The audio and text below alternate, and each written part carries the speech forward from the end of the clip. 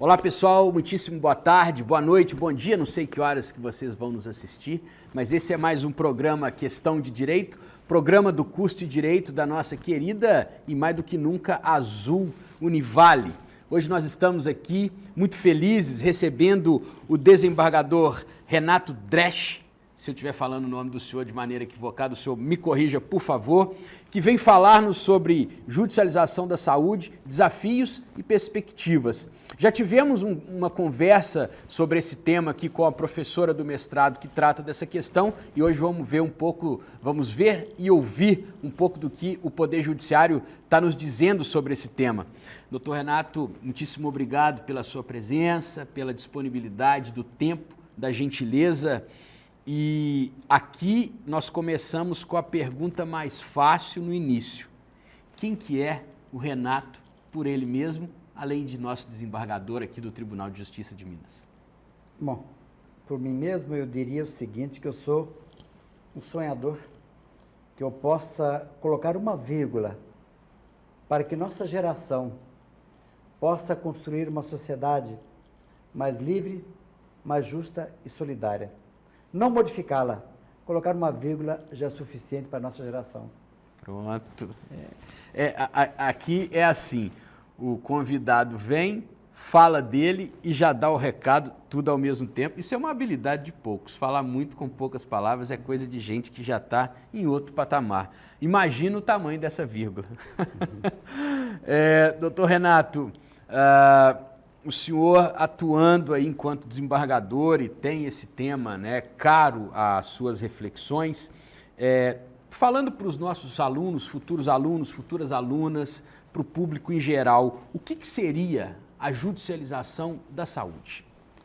Acontece que a Constituição Federal de 88 trouxe a saúde como um direito humano fundamental social. E a sociedade não compreendeu isso no começo, nem o Poder Judiciário, até que em 2002, o ministro Celso de Mello deu uma decisão determinando que se fornecesse medicamento para tratamento de pessoas que estavam com HIV. Esse foi o primeiro momento. Depois o Judiciário continuou trabalhando e em 2009, o Supremo Tribunal Federal convocou a audiência pública número 4 para discutir esse tema com mais profundidade, para ter compreensão, que se percebeu que a sociedade estava começando a cobrar acesso à saúde, acesso a tratamentos, acesso a tecnologias, e havia uma incompreensão geral de qual era o limite. Certo. Então, aí que nasceu e se fortaleceu, e realmente tivemos um aumento da demanda de saúde, em que as pessoas procuravam acesso à saúde. Que o SUS, na verdade, é uma coisa fantástica. O SUS pode não funcionar tão bem, mas nós temos hoje possibilidade de ter acesso. E se a gestão não está boa, então o Poder Judiciário, através da judicialização, permite que a sociedade tenha acesso a todo que é tipo de tratamento, seja preventivo, seja curativo, porque temos uma garantia constitucional, que a sociedade, como direito de todos e dever do Estado, com acesso universal e igualitário, de acordo com políticas públicas que atinja uma diretriz de integralidade de atendimento. Então, o Poder Judiciário exatamente se coloca nesse ponto para cumprir o mandamento constitucional. O Poder Judiciário, na verdade, não é nem ativista, é protagonista. Claro. O protagonismo no sentido de fazer cumprir um preceito fundamental da Constituição Federal. E a judicialização da saúde se enquadra exatamente nesse aspecto. Perfeito, perfeito. Eu quero dizer para o senhor que já faz um tempo que na academia discute-se essa questão, né? Mas falando de maneira tão límpida como o senhor trouxe, a gente consegue perceber que o Supremo Tribunal Federal, de fato, efetiva a Constituição, não só dando cumprimento a esse direito fundamental social, mas, sobretudo, fazendo aquilo para o qual ele se destina, que é guardar a Constituição. E guardar a Constituição é colocá-la viva, né? Dar a ela aquela famosa força normativa, como vai nos dizer o Conrad Hesse, né? Muitíssimo obrigado. Eu achei, assim, extremamente esclarecedora essa fala e quero dizer que eu achei ela límpida, é esse o termo.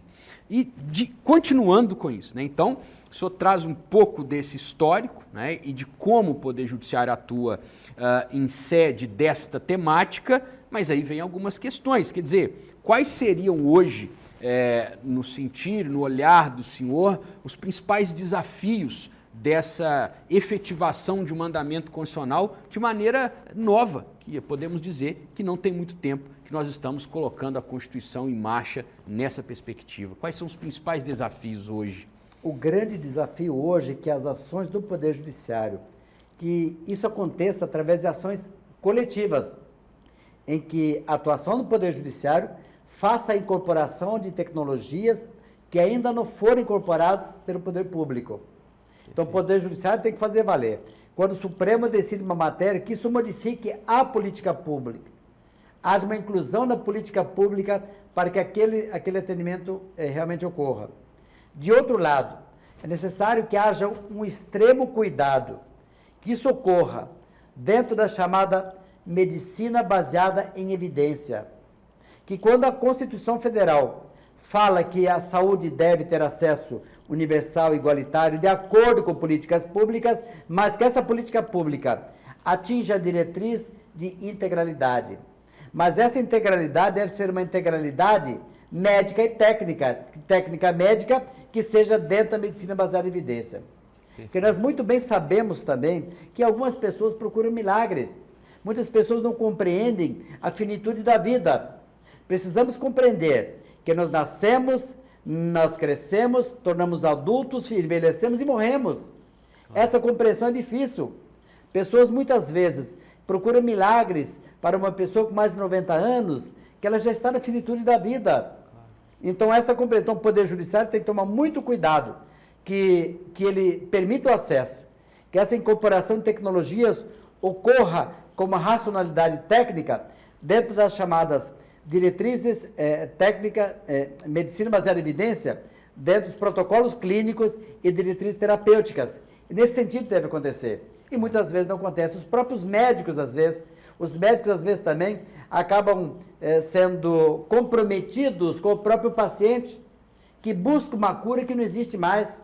E precisamos nós, do Judiciário, compreender também que a indústria farmacêutica, muitas vezes também, ela gosta de manter doentes. Nós discutimos isso em Uruguai, no evento Saúde Erétil do Banco Mundial, que a indústria farmacêutica, ela também gosta de manter doentes, que o doente é lucrativo. A indústria farmacêutica, muitas vezes, ela coloca a fabricação de medicamentos como um negócio, e não para cuidar de vida. E muitas vezes o médico também se equivoca, e o Poder Judiciário precisa tomar cuidado, saber fazer a pergunta certa.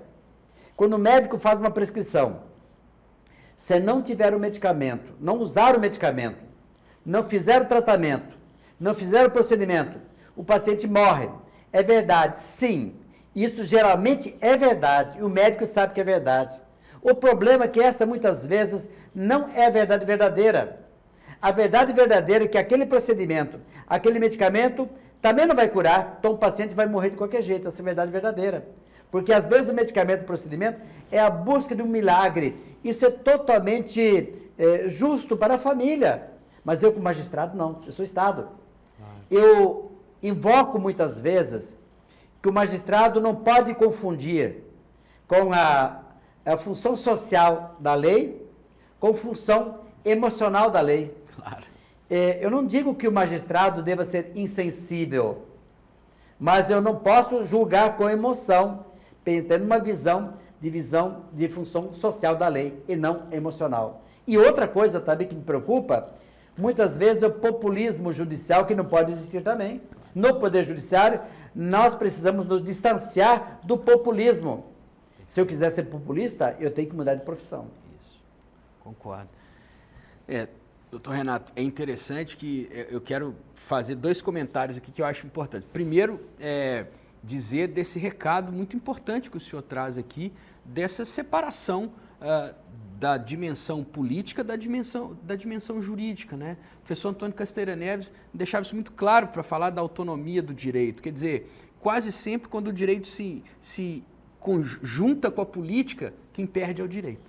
Quem perde é o direito. Absolutamente. Né? E, consequentemente, as pessoas lá na frente, talvez imediatamente não se veja isso, mas no decorrer do prazo a gente vê que isso acontece. E segundo, as palavras do senhor, de muita sabedoria, me remetem aqui sempre à palavra grega antiga, né, e explicada pelo Aristóteles, que é frônesis, quer dizer, que é prudência. Quer dizer, e outra frase do Aristóteles, nos extremos reside a injustiça. E eu acho que no caso da judicialização da saúde, essa frase se explica de maneira muito correta, porque é isso que o senhor trouxe, né? Quer dizer, se nós não medimos bem, tecnicamente, esta concessão, pode ser que isso, consequentemente, venha a trazer prejuízos para um número maior de pessoas, porque vai estar tirando a possibilidade de outros tratamentos, esses sim, efetivos. Né? Então, a emoção não pode entrar na frente da razão, porque estamos aqui a tratar, como o senhor trouxe, da razão pública e não da emoção particular, em que pese ela seja um atributo de todas e todos. Não é isso mesmo? É racionalidade e proporcionalidade que se exige. Exato. Eu sempre tomo cuidado que na intervenção judicial na política pública deve ser uma exceção. Para intervir na política pública, é necessário que eu conheça a política pública. Perfeito. Eu conheço, analiso, eu preciso apontar o defeito dela. A partir do defeito, eu faço intervenção judicial. Perfeito. E não o contrário de querer, de pensar que estou salvando vidas. Muitas vezes não estou salvando. Eu salvo uma e o dano que eu causo dentro da política pública é muito grande. Por isso não podemos esquecer nunca. O artigo 96 da Constituição Federal é muito claro.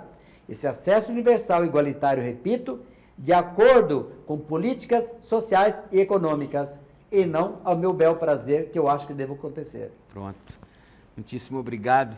Pessoal, nós vamos agora para um rapidíssimo intervalo. Fique conosco para continuarmos aqui nessa prosa extremamente qualificada, profunda, agradável e necessária para a gente compreender como que se efetiva esse direito fundamental social à saúde de todas e todos. Esperamos vocês. Até breve.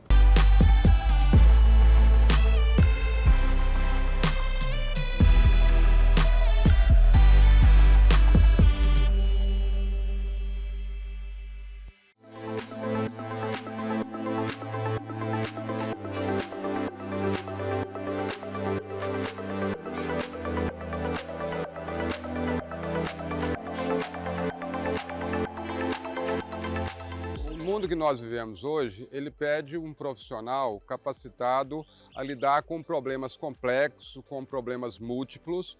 Portanto, exige muitas vezes uma abordagem que seja interdisciplinar. Se no passado, no século XX, a especialização, né, era característica, no século XXI é a capacidade holística, a capacidade de ampliar os horizontes. Então, a interdisciplinaridade passou a ser central.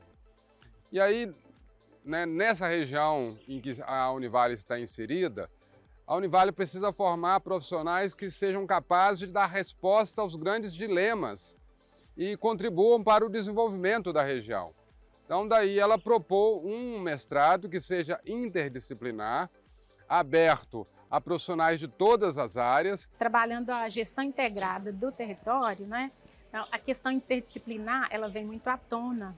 Trabalhar a questão interdisciplinar é propiciar ao aluno um contexto maior, né, de aprendizagem, porque é um aprendizado de maneira holística, né? Porque a gente insere no contexto da aprendizagem do aluno todos os campos de aprendizagem, a gente dá oportunidade para todos os alunos, a construção do saber é a partir do saber daquilo que o aluno traz consigo. O nosso trabalho aqui no GIT, na Gestão Integrada do Território, no mestrado, a nossa dissertação, abordou a questão relacionada com o cumprimento da lei de cotas no território de Governador Valadares.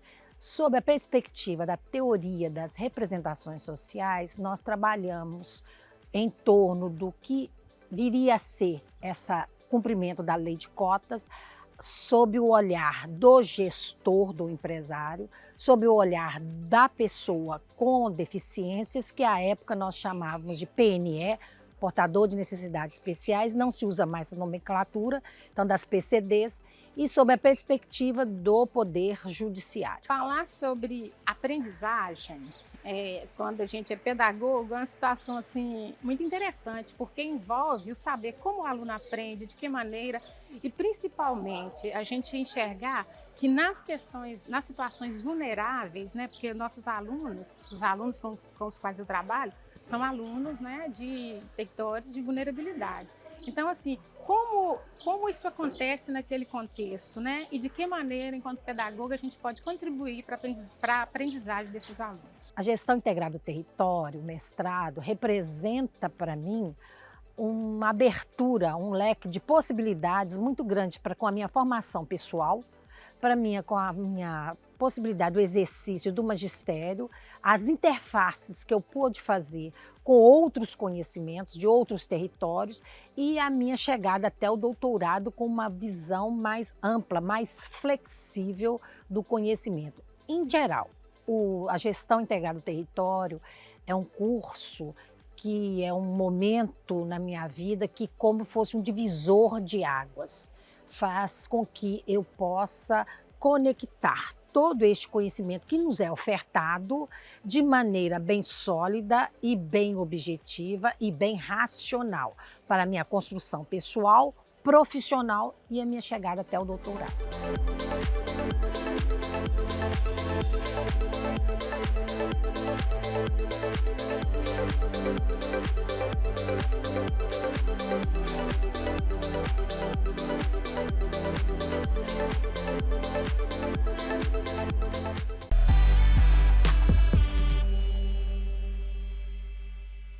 E aí, pessoal, tudo bem? Falei que era rápido, já estamos de volta aqui com o desembargador Renato Dresch, que está dando uma aula para nós outros aqui sobre judicialização da saúde. Eu falava para ele aqui que nós já antecipamos a questão.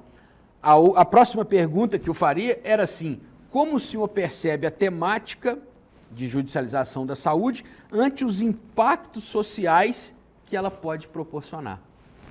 Os impactos sociais são positivos, os tribunais superiores, sobretudo, têm amadurecido muito. STJ, Supremo Tribunal Federal, quando julgou os temas 500, sobre medicamento de alto custo, né?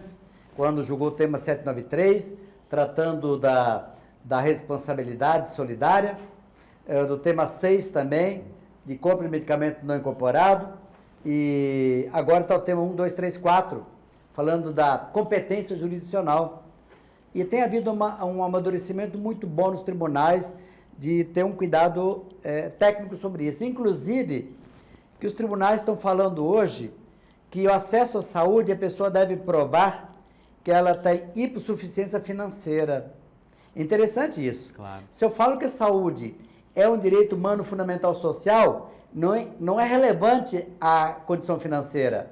Mas o Supremo fala isso interpretando o artigo 197 das políticas sociais e econômicas.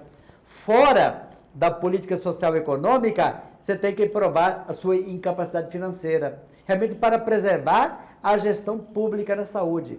Então, acho que está avançando muito bem e dentro da sociedade, o avanço é positivo também, que vai se começar a compreender. Se eu quero ter acesso, todos nós vamos ter acesso de forma igualitária. Mas se o meu acesso é fora da política, eu tenho que demonstrar que sou hipossuficiente. Então, fora da política pública, a saúde se torna um direito social, assistencial e não social. Então, mudo essa alteração. E os tribunais, quando falam tem que demonstrar a incapacidade financeira, fala isso fora da política pública. Dentro dela, não. Qualquer pessoa tem direito ao acesso universal e igualitário. Perfeito. É uma interpretação que confere um pouco mais de unidade. Ela é sistemática, né? de Exato. acordo com a Constituição Federal. Exatamente. É bem interessante. E aí, doutor Renato, a gente está caminhando aqui, né, pensando essa questão, e quando a gente fala, né, desses impactos, o senhor traz esse amadurecimento na maneira de interpretar e, portanto, de julgar essas questões, né? Hoje, né, diante de tudo que o senhor traz, né, desses desafios, desses avanços, o senhor entende que nós, como o senhor entende que nós estamos e para onde o senhor acha que nós vamos com a questão da judicialização da saúde? A judicialização não deve acabar, não. Que o Estado não é bom gestor. O Estado às vezes gere mal. Então, nisso, mas a tendência é de que a judicialização seja mais pontual. Perfeito. Nas ações coletivas, para que nós tenhamos a incorporação de novas tecnologias. As individuais devem ser reservadas para aquelas situações apenas da deficiência. Eu quero ter acesso. O Poder Judiciário fala, você tem direito ao acesso, o Estado não está lhe permitindo acesso, mas demais não deveria nem sequer existir. Tanto que a judicialização fora da política pública, na Europa não existe. Você vai para a Inglaterra, vai para o Canadá, vai para a Austrália, vai para a França. Se não está na política pública, você não tem acesso. Que existe o princípio da deferência ao órgão da administração pública, ao gestor. Então, eu tenho que respeitar o gestor. Ele vai ter a compreensão. Eu posso fazer uma análise daquela política está ferindo o direito fundamental, aí vou interferir. Mas vou interferir através de ações coletivas para que permita que a sociedade toda tenha acesso. Claro. Que eu não posso permitir que uma pessoa tenha acesso a uma determinada tecnologia cara, eu tenho que pensar, o acesso deve ser para toda a sociedade e não apenas para aquela pessoa. Então tem que fazer uma análise também econômica e financeira, se tem essa capacidade do Estado. E o Judiciário tem que ficar atento para isso, sobre a capacidade da administração pública também de suprir toda a sociedade. Doutor Renato, o senhor tem, né, trabalha, atua lá no Poder Judiciário também dentro da escola, e vocês têm lá um programa que se chama Conhecendo o Judiciário. Né? Eu acho que é uma coisa que vale a pena a gente falar para os futuros alunos e alunas, para a população em geral. O que é esse programa, como que ele funciona? Conta um pouquinho para a gente. Esse programa Conhecendo o Judiciário foi instituído para mostrar para a sociedade de como o Judiciário funciona, qual a função do Poder Judiciário. Mas nós estamos, então as escolas iam até o fórum, até o tribunal, demonstrava a função dentro do Estado, a função do Poder Judiciário, a competência dele. Mas agora estamos avançando um pouquinho com esse programa. A escola não vai no Judiciário, o Judiciário vai até a escola. Nós estamos fazendo visitas às escolas. Até o CNJ acabou recomendando agora, no começo do ano, que os magistrados visitassem as escolas. Estava recomendando isso, mas nós já fazíamos isso na escola judicial. Hoje, por exemplo, nós estamos aqui, vamos fazer visita às escolas aqui em Governador Valadares. Perfeito. Hoje à noite e amanhã de manhã. São visitas mais motivacionais, claro, para demonstrar aos alunos que a sociedade é criada com dificuldades, que as coisas existem e é possível ter uma sociedade melhor. E precisamos, sobretudo, dos jovens. Os jovens que são os nossos gestores futuros. Claro. Não é de longo prazo, é logo ali. Serão nossos administradores, serão nossos vereadores, prefeitos, diretores de escolas, claro, serão nossos governadores. Então, mostrar para a juventude que existe uma sociedade que pode ser desenvolvida e será desenvolvida exatamente por eles. Então, a ideia motivacional nossa é isso, de conseguirmos demonstrar o que é o Poder Judiciário e o que eles podem contribuir para o Poder Judiciário e para a sociedade como um todo. Claro. Qualquer curso que se faça, que faça isso, esse curso com qualidade. Que bom. Isso é, além de tudo, um projeto imensamente democrático, né? Exatamente. E de uma fundamentação social extremamente importante em quem acredita em construir, quem acredita na construção de um futuro mais interessante. Doutor Renato, nós estamos, infelizmente, chegando ao final e a gente tem aqui para enlaçar a prosa, né, um desejo muito grande de deixar os nossos convidados à vontade e para isso pedimos para que eles nos contem um caos, porque mineiro gosta de caos, né? A gente gosta de café, gosta de caos, gosta de pão de queijo. Então, hoje eu não tenho aqui o café e o pão de queijo para oferecer, mesmo porque não daria para fazer entrevista comendo pão de queijo, mas adoraria ouvir um caos do senhor aí nessa longa estrada do senhor. Eu tenho algumas situações que na judicatura, que nos lembra algumas positivas, outras negativas, mas Falando em causo, gostaria de uma situação um pouco mais engraçada. Tivemos uma demanda numa cidade grande, não vou falar que é Belo Horizonte, em que tentavam acabar com determinados hotéis que eram utilizados para prostituição. E fazendo audiência, o advogado tentava demonstrar que aquilo não era local de prostituição. Aquele local era hotel mesmo. E todos daquela sala sabiam o que ocorria naqueles estabelecimentos. E a questão era apenas de direito. Pode ou não pode ter prostituição, pode ter no Ouro Minas, pode ter em outro hotel e lá não poderia? Ficaria em situação, inclusive tem associações trabalhando nisso. E o advogado querendo ouvir testemunhas para demonstrar que aquilo não era, aquilo era hotel e pessoas frequentavam. E sabíamos também que a parte da frente era hotel, o fundo não era, era prostituição. Sabíamos, todos da sala sabíamos. Falei, doutor, o senhor quer fazer prova? Que nessa sala, todos nós aqui, sabemos o que acontece lá. Não precisa estar lá, não. Mas eu faço agora uma inspeção judicial. Vamos sair daqui agora, fazer a visita imediata, nesse momento. O senhor quer continuar a produzir prova? Não, doutor. Não quero produzir prova, não. Foi uma situação assim que pegou, lógico, assim, uma situação, acabei julgando o processo depois. Claro. E lógico que a questão era apenas de direito administrativo ou não. A questão fática não era relevante. Então, é uma situação, você fala assim, porque o juiz não vive engaiolado. Claro. Nós andamos na rua. Aliás, eu adoro, no sábado de manhã, andar no centro de Belo Horizonte, aquelas ruas, no meio do povo. Então a gente sabe, a gente tem a percepção e é bom que isso aconteça também, né? Então essa foi uma situação que eu achei muito engraçada. Ele só deu uma risadinha, não quero mais ouvir testemunhas não, pronto, então tá bom. Não precisava também não era nem relevante para a demanda nesse caso. Não era para tanto. É lógico, tem muitas situações que nos deixam às vezes alegres. Não sei se dá tempo ainda, poderia falar uma situação, o suprimento de idade, suprindo a idade de uma menor com 15 anos para casar. E eu sempre ouvia separado, menor, sem os pais, e nesse caso, falei, nem o advogado não quero não, eu quero falar sozinho, eu promotor. Olhei para a menina, uma menina bonita, falei, menina, você não acha que você é muito nova para casar? Ela falou, eu acho. Eu olhei para o promotor, acabou. Naquele momento acabou. E tudo bem. Ouvindo o rapaz, que seria o noivo. E eu falei para ele assim, falei, ó, nós ouvimos ela acha que é muito nova para casar, e nós não vamos autorizar o casamento, não vamos suprir a idade dela, não. Ele falou, tá bom. Ele também não queria, ele era mais velho já. E descobrimos depois que o pai descobriu que ela teve uma relação sexual com esse rapaz e queria obrigar a casar. Oh, meu Deus. Aí eu expliquei para o pai, chamei os pais, advogado, e eu falei que a questão da virgindade, a preocupação dele, a sociedade evoluiu, isso não existia mais, eu sabia da preocupação dele como pai, a honra, mas isso a sociedade mudou, que a gente não autorizaria.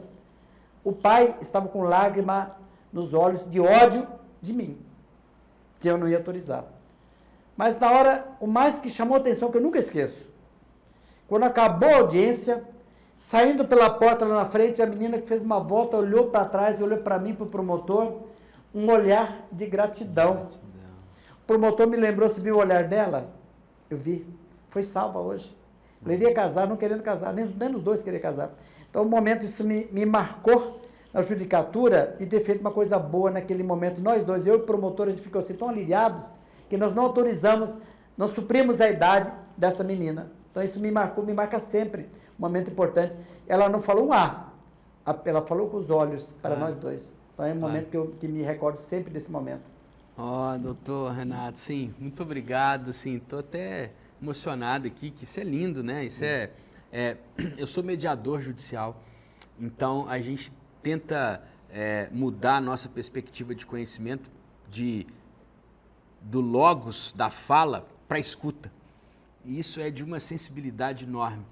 A escuta do senhor livrou essa jovem de um cárcere num relacionamento que me parece que ela não queria, por isso que eu chamei de cárcere, porque está num lugar onde a gente não quer, é um cárcere, seja ele psicológico, seja ele físico ou existencial. Então, fico muito feliz de recebê-lo, mas mais ainda, por perceber que dentro do Poder Judiciário existem pessoas trabalhando os afetos e as sensibilidades, além de um cumprimento constitucional como o senhor faz. Muito obrigado pelos seus ensinamentos dessa tarde. Pessoal, nós vamos encerrando aqui mais um programa Questão de Direito. Para que vocês possam refletir sobre isso, eu acho que eu preciso me despedir e me calar, convidar vocês todos e todas para o nosso próximo programa. Muito obrigado.